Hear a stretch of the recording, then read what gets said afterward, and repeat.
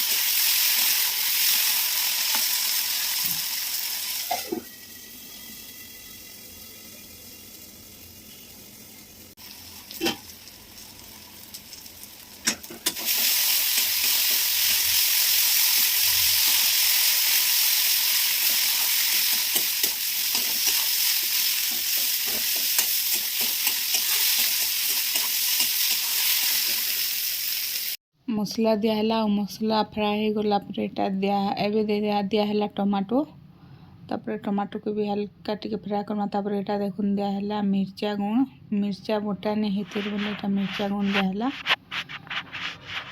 तापर एबे टिके फ्राए करमा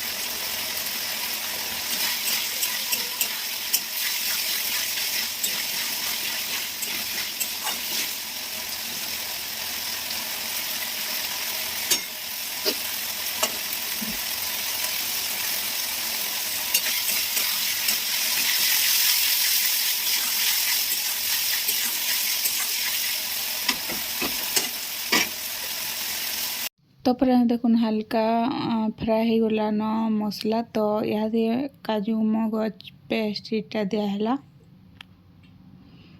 ताके आउ टिके फ्राए करमा आउ पनीर देदेमा आउ टिके कुक हेबार लागि छाड़देमा